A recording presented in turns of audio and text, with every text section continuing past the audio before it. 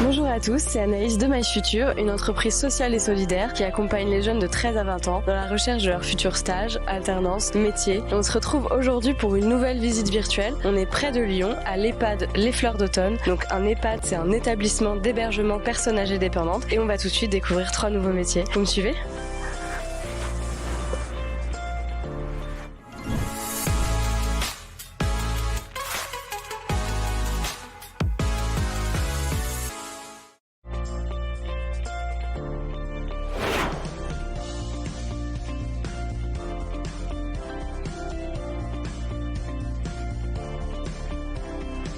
Alors, me voilà tout de suite avec Karine, qui est animatrice SI, qui va nous parler de son métier. Bonjour Karine. Bonjour. Alors, ça consiste en quoi l'animation ? L'animation, c'est animer les journées, leur faire passer de bons moments aux résidents. Alors moi, quand j'entends animation directement, je me dis jeux de société, karaoké. Est-ce que c'est Oui, ça ? Ça fait partie aussi des animations. On fait des jeux, on fait de la musique, on écoute de la musique, on fait des jeux de mémoire, des sportives, des jeux d'adresse, des jeux de société.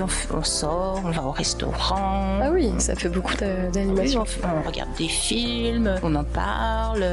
Voilà, on fait une vraie vie de société, mais à l'intérieur de l'EHPAD. Ok. Et est-ce que c'est toi qui choisis ces animations ou c'est les résidents ou alors un peu un mix des deux ? En fait, c'est un mix des deux. En fait, c'est en fonction de leurs envies, de leur vécu, de leur goût, eh bien, je mets en place des activités. À la base, je pars des envies, des goûts des résidents.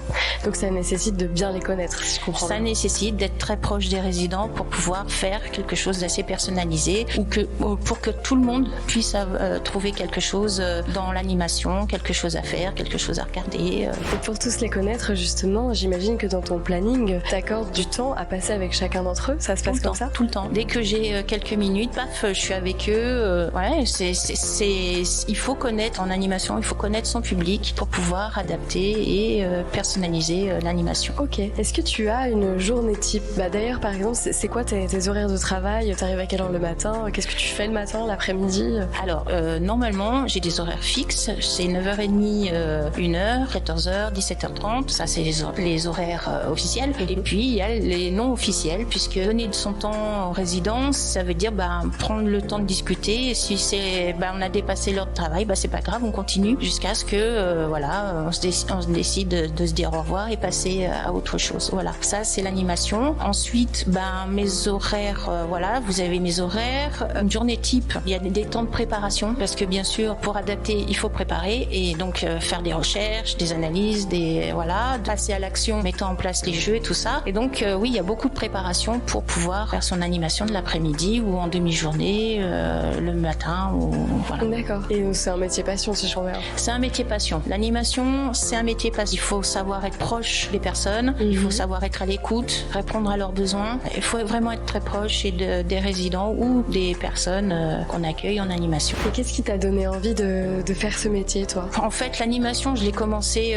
vers 18 ans avec le BAFA, avec les jeunes. Et après, moi, à la base, je suis dessinatrice en bâtiment. D'accord, donc rien à voir. Rien à voir. Après, j'étais technicienne informatique, encore rien à voir. Okay. Et en fait, en parallèle, j'avais toujours cette animation auprès des jeunes, que ce soit pendant les vacances ou en fin de journée ou les samedis. Et puis petit à petit, je trouvais plus ma place dans ce que je faisais en animation. Du coup, je suis rentrée dans un centre culturel sur Dessines. Et là, j'ai vraiment trouvé ma place. J'avais multi-casquettes. Okay. J'étais animatrice informatique, technicienne. Oui, je faisais du centre de loisirs, du périscolaire. Bref, j'avais tout un tas de fonctions. Donc j'ai évolué dans l'animation. Et puis au bout de 20 ans, j'ai fait le tour de ce que je pouvais donner en centre culturel. Du coup, je suis arrivée en EHPAD à Fleurs d'Automne parce que le public, je ne le connaissais pas de cette tranche-là. Donc je me suis dit, tiens, allons-y gaiement. En plus, une place se libérait, donc je suis rentrée par là. C'est un métier où du coup, avec ces personnes-là, je redécouvre mon métier de base de l'animation parce que, en fait, c'est constante évolution, les animations qu'on fait ici. Les résidents, malheureusement, heureusement, ils ne rajeunissent pas, mais ils changent très rapidement, contrairement à d'autres publics. Et du coup, faut toujours s'adapter, renouveler. Et puis, comme le but, c'est de leur faire passer de très bons moments, on n'a pas une place éducateur dans ce métier-là auprès des seniors, mais de continuer à les maintenir autonomes, c'est un autre défi. Et à les stimuler, quoi. Ouais, à les stimuler. Donc, c'est du défi tous les jours et on se remet tous les jours en question et on retourne, voilà. Et c'est finalement, c'est un métier que finalement, qui tombait dans la routine au bout d'un moment. Ben là, non, on n'est pas plus du tout dans la routine et on y va, quoi. Tous les jours, il faut se renouveler, tous les jours faire des nouvelles recherches, des découvertes, et voilà. Okay. Et alors, entre le public jeune et le public senior, quel est le meilleur public? C'est la question qu'on me pose souvent. Je dirais, il n'y a pas de comparaison. J'ai trouvé mon compte au niveau, j'ai trouvé mon compte, auprès des jeunes. C'est différent avec le public senior et non, je mets pas plus 1 ou plus moins 1. Pas de préférence, en fait. Voilà. Là, en ce moment, je suis à fond dans ce que je fais. Si demain je change, je serai à fond dans ce que je fais, mais voilà, je ne fais pas de préférence. Ok. Tu nous as parlé de ton parcours rapidement. Est-ce que tu peux nous parler aussi de ta formation? Quelles études as-tu fait? Parce que donc, tu disais que tu avais eu le BAFA. Oui, j'ai le BAFA. On peut rappeler ce que c'est pour C'est la fonction d'animateur auprès d'un jeune public. J'ai aussi un brevet d'état d'animateur technicien. D'accord. Dans l'éducation populaire. Donc, c'est avec une spécialité multimédia. D'accord. Ça veut dire que c'est un peu plus loin. C'est vraiment l'animateur professionnel dans l'animation. Et puis, j'ai le BFD. C'est la fonction de directeur dans les centres de loisirs. Voilà. Ça, c'est tous mes diplômes. Donc, tu peux animer partout, finalement. En principe, je peux. Après, dans l'animation, il y a faut faire attention. Hein. Moi, je peux pas faire du kayak en eau vive avec un groupe. Hein. Ça, c'est pas possible. Il y a une fonction peut-être pas avec des seniors spécifique en plus. Si, ça coule bien. Non. Il y a vraiment des fonctions bien particulières en animation. Vous pouvez aller très très loin en animation si on a une spécificité comme les sports de montagne ou les sports de mer. Voilà. Mais moi, je reste bien sur terre, les deux pieds sur terre. Voilà. Donc voilà mes diplômes. Parce que à la base, je vous dis, j'étais pas du tout dans l'animation. La formation de base, c'est dessinateur en bâtiment, donc rien à voir. Et là, t'es arrivée donc ici il y a combien de temps? Je suis arrivée en 2019. Et tu t'y plais? Et je m'y plais. J'ai encore plein de choses à faire, donc je suis pas prête de partir. Ok, très bien, c'est bon signe. Et justement, quels sont les aspects que tu préfères dans ton travail aujourd'hui? Les aspects, c'est se renouveler tous les jours, se renouveler, se décarcasser pour trouver des nouvelles choses à faire aux résidents, redonner envie tous les jours à venir, à se préparer pour venir en activité. C'est un challenge de tous les jours, donc voilà. Mon plaisir, c'est de leur faire plaisir tous les jours avec quelque chose de nouveau. Est-ce qu'il y a un petit aspect dans ton travail que t'aimes moins? C'est quand les résidents sont en profonde dépression, et ça arrive surtout avec les personnes dépendantes, où quel que soit le sujet, quelle que soit la méthode qu'on peut employer auprès d'eux, il n'y a rien qui fonctionne, et c'est là qu'on se sent le plus démuni pour pouvoir les calmer, les rassurer, et il y a des fois où on n'y arrive pas, et c'est là roi du noir, moi aussi, parce que du coup je me sens complètement démunie par rapport à ça. Mais bon, ça arrive pas souvent. En règle générale, un sourire, parce que moi je les connais bien, mais eux ils me connaissent bien. Même s'ils n'arrivent pas à retrouver mon nom, ils savent que je suis la personne qui va apaiser, la personne qui va sourire, la personne, le clown de service. Voilà. Mais j'ai toutes les casquettes, ça ne dérange pas, j'assume. Mais voilà, et je sais que quand ils sont en pleine crise, en pleine crise d'angoisse, quand ils me voient, déjà je vois un petit apaisement apparaître, et là je me dis, allez, c'est une première marche, la seconde va pas tarder d'arriver, et on va arriver à rassurer. Voilà. Ok. Parce que dans les qualités essentielles qu'il faut pour faire ton métier, être passionné, j'ai l'impression que c'est un peu un indispensable, mais aussi avoir le cœur bien accroché. C'est ce que tu disais, il faut pas être empathique, mais c'est quoi la bonne frontière, quoi, finalement? Il y en a pas.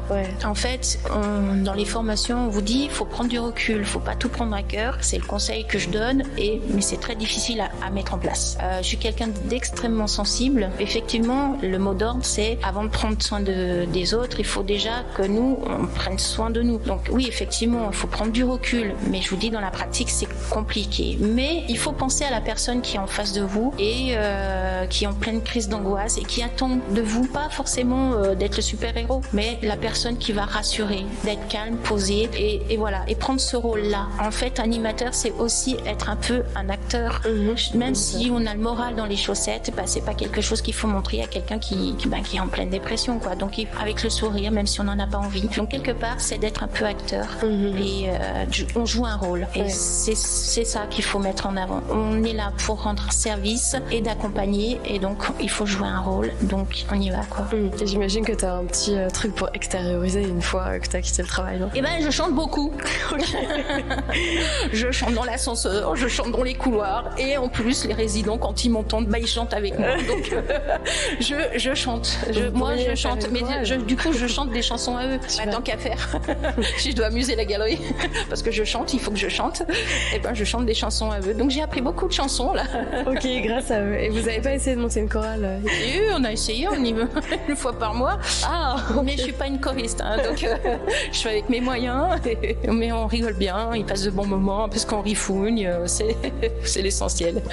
Et quels sont les conseils que tu pourrais donner à un jeune qui aurait envie de faire le même métier que toi? Alors, le même métier, il faut commencer par les jeunes, par les enfants. On apprend beaucoup au niveau des enfants, on est aussi un rôle éducateur auprès des enfants, mais ça vous donne beaucoup d'expérience, beaucoup de situations que vous allez voir avec les enfants. Ça va vous rappeler plein de choses, et du coup vous mettre dans des situations pas possibles où il va falloir trouver des solutions adultes auprès des enfants, et petit à petit évoluer et faire les seniors. Après, c'est envisageable, mais il faut être armé pour ça, et donc travailler avec les enfants, c'est une bonne entrée en matière dans l'animation. D'accord, c'est compliqué de commencer par les seniors, c'est ce que tu veux dire? Oui, c'est vous projeter trop tôt en avant, trop tôt dans le futur. Faut prendre le temps de vivre et de voir, de se situer et avoir de bonnes fondations, vous, au niveau adulte. Et après, oui, bien sûr, il faut y aller parce que moi, les premiers temps, j'y ai trouvé un peu dur parce que ça m'a projeté un petit peu dans mon futur. Je me dis, un jour, je serai peut-être comme eux, patati, comment je vais faire? Et puis, mais j'ai des bonnes bases, donc j'ai pu rebondir et me mettre au travail. Mais donc, pour acquérir cette expérience-là, je pense qu'il faut avoir déjà du vécu derrière. Et les enfants vous mettent dans des situations, je vous dis, assez compliquées parfois. Il faut réagir en tant qu'adulte et responsable, et ça vous donne de bonnes bases après pour faire tout ce que vous voulez après derrière. Ok, voilà. Très bien. Merci beaucoup pour ton intervention très complète, Karine. Merci à vous. Et moi, je vais tout de suite poursuivre la suite de la visite. Merci, je te reprends ça. Oui. Moi, je vais tout de suite retrouver Jamila pour la suite de la visite, qui est agent d'entretien et qui va nous parler de ce qu'elle fait au quotidien. Bonjour Jamila, tiens, je te tends le micro. Bonjour. Alors toi, t'es agent d'entretien, c'est agent hôtelier. Agent hôtelier, oui, c'est ça. Est-ce que tu peux me dire en quoi ça consiste? Agent hôtelier, ça veut dire je m'occupe essentiellement des petits déjeuners en chambre, du ménage et entretien des chambres, et essentiellement du service, de la mise en place de temps en temps, mais pas tout le temps. En fait, on a des personnes qui font la mise en place tous les jours. D'accord. Mais nous, on a des jours où on les aide. Ok. Ça veut dire 2 jours dans la semaine à peu près où on les aide au niveau de la mise en place et du service. D'accord. Et tu nous disais tout à l'heure également que tu étais référente, donc tu gères l'équipe, toi, c'est ça? Voilà. Donc je suis référente, donc ça veut dire que tout ce qui concerne les protocoles, j'en discute avec ma responsable. Donc on voit les choses et tout. Après, on les voit en équipe. Tout ce qui concerne les entrées, par exemple les entrées de nouveaux résidents, donc les chambres qui sont à préparer. Donc c'est moi qui les vérifie et qui vois si tout va bien, si tout ça a été bien fait, tout ça. Voilà. Il y a des questions, mes collègues aussi, elles ont des problèmes, elles viennent me voir avant d'aller voir ma responsable. Moi qui gère en fait. Un intermédiaire. Voilà, je suis un intermédiaire, donc je gère pas mal de choses. Je gère la gestion des stocks aussi. Ok. Donc je remonte tout ce qui concerne le stock qu'on a besoin. Ouais. C'est moi qui vois ce qui manque et s'il y a des choses particulières à commander, tout ça. C'est moi qui gère tout ça. Ça marche. Donc je comprends mieux le terme agent d'hôtelier parce que finalement ton métier il est pas si différent que celui qu'on pourrait faire dans un hôtel. C'est exactement la même chose. Voilà. Dans un hôtel, c'est peut-être plus après là, on est avec des personnes âgées, on est plus dans le contact avec la personne âgée. Voilà, c'est un peu différent. Par exemple, quand on fait les petits déjeuners, par exemple, on va vraiment si la personne elle dort ou quoi que ce soit, on a des petits thermos, donc on la prépare, on va doucement, on les pose, on sort, on ferme la porte. C'est vraiment le respect de la personne. On ne dérange pas en fait. D'accord. L'installation aussi au niveau des petits déjeuners. Non, le petit déjeuner, les adorent. Quand on arrive, c'est pas comme si on venait faire leur toilette comme les aides-soignantes. Voilà. Même le ménage, hein, on discute. Voilà. On n'est pas dans l'intimité. Quand on n'est pas dans l'intimité, pour eux, ils nous font gros sourire quand on est là. Ouais, c'est ça. Finalement, comme tu leur apportes des petites attentions. Oui. Voilà, il y a un contact. Voilà, des attentions. Ouais. Quand ils n'arrivent pas à manger quelque chose, on évalue aussi beaucoup le matin. Ouais. Quand on voit par exemple que les biscottes ne passent pas. Donc on dit on va en discuter en équipe pour passer à autre chose. Ou passer en mixé. Ou de l'eau gélifiée parce qu'ils n'arrivent pas, ils font des fausses routes. Ah, ok, très bien. Il y a pas mal de choses. Donc tu dois quand même être hyper attentive. Voilà, il faut être très attentive. Ouais, ok. Être très très attentive à tout en fait. Au niveau du petit déjeuner, à évaluer comment ils mangent, s'ils sont bien installés, on évalue quand même beaucoup le matin au niveau du petit déj. Ouais. Et j'allais te demander comment s'organisaient tes journées. Donc, du coup, le matin, il y a le petit déjeuner. Après, le matin, c'est vraiment la préparation déjà, parce que la nuit, les collègues de nuit nous préparent des biscottes et nous, on fignole tout, quoi. En fait, on met toutes les étiquettes sur les plateaux parce que chaque résident ont leurs étiquettes. Avec le régime alimentaire, par exemple. Voilà, avec tout leur régime alimentaire. Donc ça aussi, c'est moi qui gère. Donc au niveau des feuilles, des petits déj. Donc quand il y a des modifs ou des choses à faire, ou quand il y a quelqu'un qui, il peut plus manger du pain de mie, par exemple, et il faut passer à autre chose. Et moi, je donne le sur les feuilles des petits déj. Donc il y a tous les résidents de chaque étage, tout ce qu'ils prennent, café ou thé ou chocolat ou biscottes. Et une fois que le petit déjeuner est terminé, comment tu t'occupes Donc après, quand on a fini le service du petit déjeuner, après on débarrasse tous les plateaux qui sont en chambre quand ils sont terminés. Après, on emmène à la vaisselle. C'est l'autre collègue qui s'occupe de la vaisselle. Après, on s'entraide tous ensemble. Puis après, on prend généralement une petite pause et puis après, on va préparer nos chariots. Donc les chariots, on va mettre nos produits parce que c'est celle du rez-de-chaussée qui est dans le secteur du ménage du rez-de-chaussée qui fait pas les petits déjeuners, qui prépare les 3 chariots. D'accord. Donc nous, comme ça nous gagne du temps. Ouais. Donc, quand on vient, on a juste les produits à mettre sur les chariots. Ok, je comprends. Voilà. Donc après, on part dans le ménage et puis on commence nos chambres.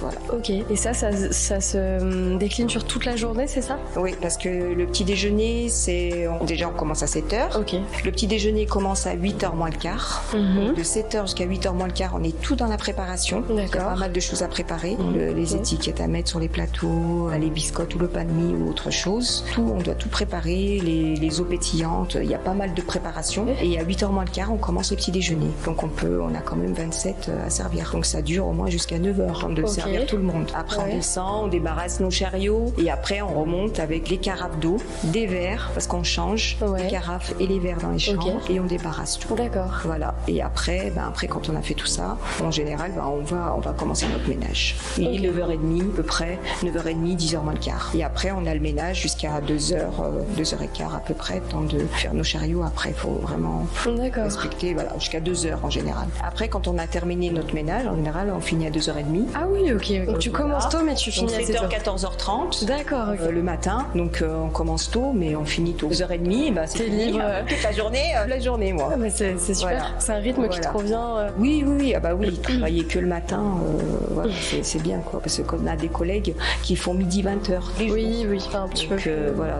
Après, ça dépend des préférences de chacun. Après, ça dépend, voilà. Moi, je préfère le matin et avoir ma journée, voilà. Il n'y a que le week-end, par contre. Le week-end, on fait un week-end sur 2. Ok. Et le week-end, on fait des longues journées, on fait 10 heures. D'accord. Donc, on commence, on est 3 en général, au lieu de 4. Ouais, d'accord. Là, c'est un peu plus, ça revient vite, le week-end sur 2, on fait un week-end sur 2. Et samedi, dimanche, donc. Samedi, dimanche. Ouais. Ok. Est-ce que tu peux me parler un petit peu de ton parcours, déjà en commençant par ta formation? Quelles études as-tu fait? Donc là, moi, j'ai suivi une formation au début d'agent de collectivité. Ouais. Voilà. Après, j'ai bifurqué en auxiliaire de vie. Donc, j'ai travaillé beaucoup en soins. Moi, j'ai fait auxiliaire de vie en soins. J'ai même fait des soins ici. J'ai fait l'auxiliaire de vie ici. Soins, t'entends quoi par soins? Aide-soignante. Ok. Voilà. Fait ça. Auxiliaire de vie, j'ai fait avec des personnes handicapées. Ouais. Chez eux. Voilà. En tant qu'auxiliaire de vie. Et j'ai fait aussi en maison de retraite en tant qu'auxiliaire de vie. Et après, je suis venue ici. Donc, j'étais en agent hôtelier. Donc, j'ai pris le poste parce qu'on venait au niveau des horaires. J'aimais bien les horaires. Et puis après, en fil aiguille, j'y suis restée comme ça. Et après, quand on avait besoin de moi en tant qu'auxiliaire de vie, en tant que soin ou autre, je sais le boulot, quoi. Je connais le travail de soignante. Donc, t'as toujours fait, on va dire, ta carrière dans ce milieu-là, ou t'as fait autre chose aussi avant? Avant, c'était plus au niveau de la cuisine. Moi, j'ai fait collectivité au niveau de la cuisine et tout. Et après, j'ai bifurqué en auxiliaire de vie parce que j'aimais bien le contact avec les personnes âgées. Tout ça. Donc après, j'ai fait pas mal de stages, tout ça, avec des personnes âgées, en hôpitaux aussi. Et après, j'ai passé mon diplôme d'auxiliaire de vie. Et après, finalement, je suis venue ici parce que j'ai eu un poste. Donc j'y suis restée et puis voilà quoi. Qu'est-ce qui t'a attiré initialement dans le fait de travailler auprès du public âgé? Moi, j'aime bien le contact avec la personne âgée, l'humain, vraiment l'empathie qu'on a avec les personnes âgées. Parce qu'ils ont plein de trucs à raconter. Plein de trucs à raconter. Des fois, on n'arrive même pas à sortir de la chambre parce qu'ils se parlent encore, puis on n'a pas le temps. Mais on prend le temps, on essaye de prendre le temps de discuter. C'est surtout quand on fait le ménage. Au petit déjeuner, c'est vrai que c'est un peu plus compliqué de rester un peu plus longtemps à discuter parce qu'on a quand même pas mal de personnes à servir. Donc c'est vraiment un timing de temps, c'est un peu dur. Mais sinon, quand on fait le ménage et tout, on prend le temps de discuter avec la personne. Elles aiment bien. C'est autre chose. C'est vraiment un autre aspect en fait qu'elles ont, je pense, les personnes âgées avec nous et avec les personnes qui sont plus dans leur intimité après. Et ça fait combien de temps que tu travailles ici? Moi, ça fait 22 ans. Ah oui, d'accord. Ok, donc tu connais la maison par cœur. Donc je connais la maison par cœur, pas mal d'expérience dans tous les domaines, même en lingerie. Parce que j'ai fait la lingerie aussi. J'aime beaucoup ici l'ambiance. Oui, c'est ce que j'allais te dire. Si t'es resté, que c'est une bonne ambiance de travail. Donc l'ambiance, direction, les collègues sont sympas. Les collègues, on s'entend bien. Il n'y a pas de différence entre moi je suis infirmière, toi t'es soignante, et voilà. On travaille vraiment en équipe. On se parle vraiment, on travaille vraiment en équipe et c'est ça qui est bien et on ne voit pas ça partout. Oui, c'est sûr. C'est vrai. Vous faites des trucs à l'extérieur aussi du travail, c'est ça? Avec les collègues, oui, on se voit des fois en dehors et tout. Oui, on se voit, on fait pas mal de formations ensemble. Non, c'est sympa. On s'entend tous bien, faut que ça dure. Quand j'entends les stagiaires, quand elles viennent ici et qu'elles nous disent chez vous, vraiment, on est bien et tout, c'est que vraiment, elles trouvent qu'ici, c'est très encadré. La responsable aussi, Marie-Jo Barlet, qui s'occupe aussi des stagiaires et tout, elle les encadre bien aussi. Donc, et nous aussi, parce que nous, ils sont avec nous aussi, stagiaires. Oui, bien sûr. Ils disent vous êtes gentils, tout, mais ils ne voient pas ça ailleurs. Ça, c'est un bon point. Ouais, c'est un bon point. Moi, je sais qu'ici, ça fait 23 ans que j'y suis et je m'y sens bien. Donc, Et vous accueillez beaucoup de stagiagiaires du coup? Oui, il y a pas mal de stagiaires. Super, c'est un bon point pour les jeunes qui vont le regarder. Les stagiaires, ici, ça défile. C'est un bon point. Il faut venir chez vous, en tout cas, il y a l'air d'avoir une bonne ambiance. En général, toutes les stagiaires, elles ont tout aimé. Donc, parfait. Elles sont bien encadrées, elles trouvent qu'on est sympa, tout. Et tu disais tout à l'heure, donc dans les trucs que t'aimais le plus dans ton travail, c'était le contact humain et ça se sent. Et quelles sont, selon toi, les qualités essentielles que devrait avoir un jeune qui voudrait, par exemple, intégrer ton équipe? Déjà, il faut qu'il ait vraiment le contact humain. Ça veut dire qu'il faut aimer parler avec la personne, d'être dans l'empathie aussi, beaucoup. Il faut être quand même de l'empathie parce qu'il faut être à l'oreille quand même. Il ne faut pas toujours dire non, je peux pas. C'est important quand ils nous parlent de les écouter et de les regarder bien, voilà. Donc c'est vraiment ça qu'il faut, je pense, dans ce métier-là. Dans tous les domaines, je veux dire dans tous les domaines de notre métier, que ça soit soignante, agent hôtelier ou autre, il faut quand même avoir pas mal d'empathie avec les personnes. En tout cas, merci pour ces beaux messages, pour ton témoignage aussi, Jamila. Et moi, je vais continuer la suite de cette visite. Merci à toi. De rien, ça m'a fait plaisir. Merci. Et pour terminer cette visite, je vais faire un dernier interview un peu spécial, puisque je vais retrouver Emmanuel et Pistache, qui vont nous parler de leur métier. Bonjour Emmanuel. Bonjour. Alors toi, tu es AMP, donc tu fais de l'aide médico-psychologique. Est-ce que tu peux me dire en quoi ça consiste? Ça consiste à accompagner les personnes en situation de vulnérabilité, donc en institution principalement. Alors ça peut être en foyer auprès de personnes en situation de handicap mental, situation de handicap moteur et comme ici, personnes âgées, donc dans un EHPAD. Et là, on est plus précisément dans un accueil de jour. C'est ça, c'est ce que j'allais te dire. Là, on est sorti de l'EHPAD et on est dans une autre partie, donc l'accueil de jour, qui n'a pas de résident, vraiment 24 sur 24, quoi. C'est juste vous accueillez pour la journée. C'est pas un lieu de vie ici, c'est vraiment un lieu d'accueil à la journée pour des personnes qui vivent à leur domicile, qui ont des troubles type Alzheimer, maladie apparentée, qui ont des troubles cognitifs aussi. L'objectif, c'est vraiment de travailler la mémoire au travers de différentes activités. Donc, comme tu vois, voit, là on vient de terminer nos décos de saison. Ça permet aux personnes de travailler tout ce qui est manuel et aussi avoir un repère dans le temps. C'est aussi un lieu de sociabilisation. Donc il y a des personnes qui vivent toutes seules. L'objectif c'est aussi de rompre l'isolement, rencontrant d'autres personnes qui ont les mêmes troubles qu'elles. Donc, ça permet aussi de rassurer certaines personnes. Là donc on va faire des activités culinaires. On a une petite cuisine là-bas. Ok, génial. On fait des jeux.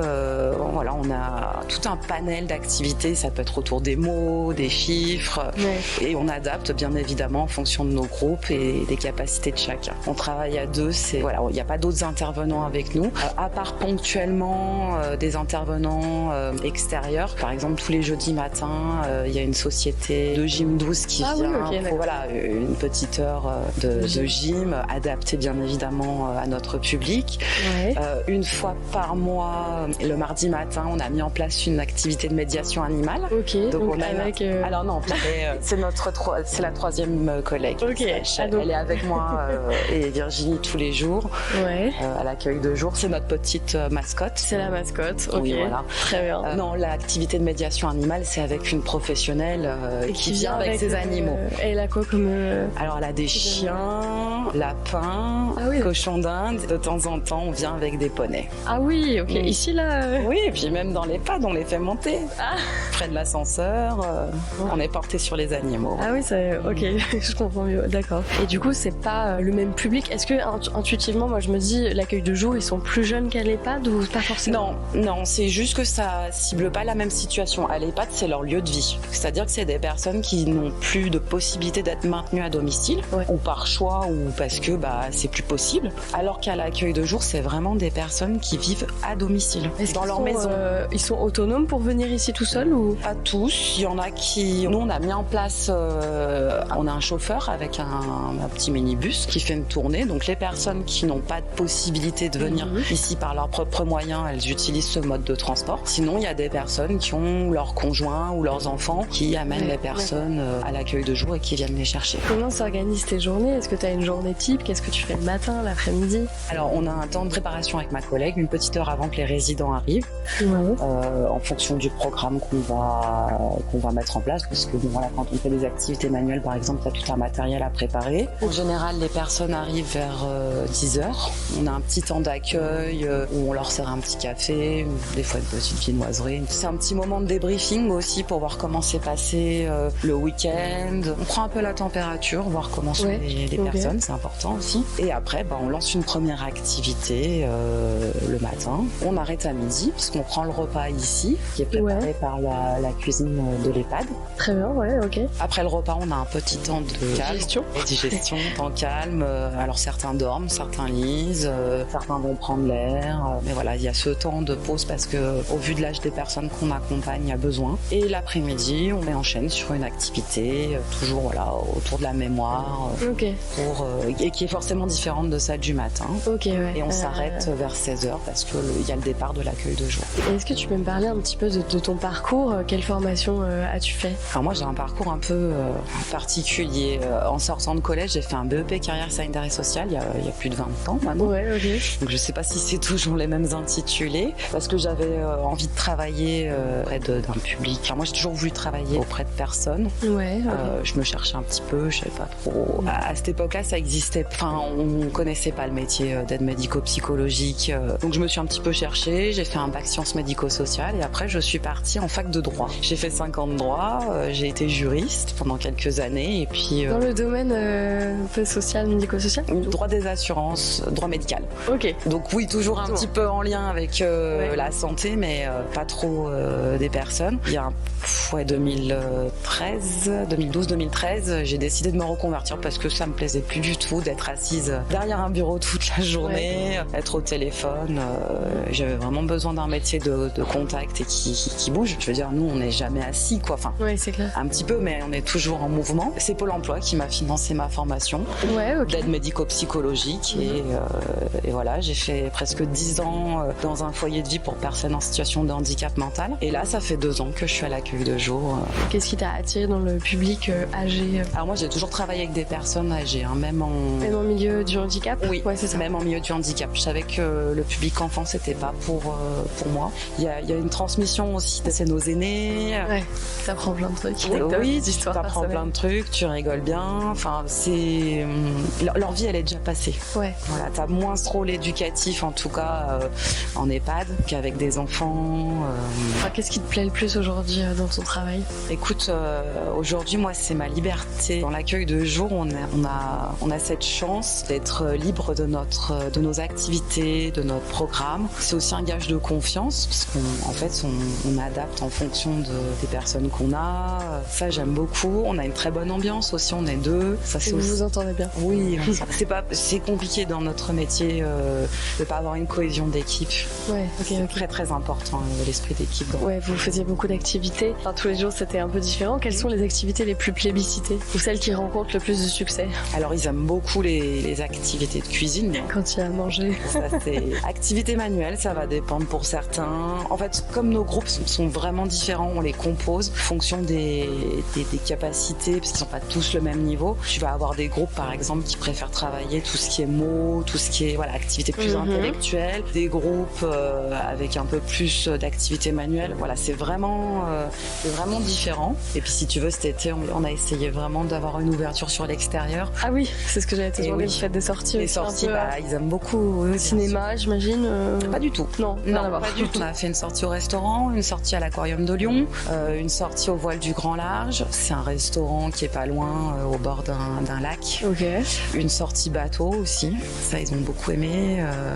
Voilà, des choses un petit peu qui sortent de leur quotidien, qu'ils peuvent pas faire parce qu'ils sont tout seuls. Ouais, ok. Et est-ce qu'il y a des aspects que t'aimes moins dans ton travail? Alors, les aspects que j'aime moins, on n'est pas des métiers valorisés. Pas reconnus, ouais, tu veux dire? Non, pas reconnus. On s'implique beaucoup humainement. Alors nous, ça va. Ici, on a vraiment une bonne direction, mais c'est pas dans toutes les structures pareilles. C'est ce qu'on a cru comprendre, ouais. Oui, malheureusement, c'est ça. Ce qui est dommage, c'est qu'il y a plein de personnes qui ont vraiment des valeurs et dans ces métiers, parce que c'est ce qu'il faut. Ouais, mais c'est quoi tes horaires de travail Alors moi, je travaille en journée. J'ai cette chance-là, hyper importante par rapport à ma vie de famille. Et je travaille de 9h à 17h la semaine, sauf le mercredi où c'est 9h midi. Ok, oui, trop bien. Et je travaille plus les week-ends, je travaille plus les jours fériés. Ouais, ça, c'est un vrai avantage pour le coup. Ok. Mais quels sont selon toi les autres critères, qualités que devrait avoir un jeune qui voudrait se lancer dans le même métier que toi? Il faut aimer l'humain. Il faut vraiment aimer le contact avec les autres. Alors pas le contact commercial, vraiment avoir de l'empathie, avoir cette sensibilité aux émotions des autres. Il faut avoir beaucoup de patience, il faut prendre sur soi. Ouais. Beaucoup. Ouais. Ça nécessite aussi d'ailleurs de bien connaître les handicaps aussi. Après ça, tu apprends. Et je veux dire, pour moi, ce qui est primordial avant de se lancer dans ces formations, c'est déjà avoir envie de travailler avec l'humain, d'être capable de se remettre en question, travail d'équipe. Si t'as pas envie de travailler en équipe, surtout fais pas ce métier-là. Et c'est à moi que va revenir le mot de la fin.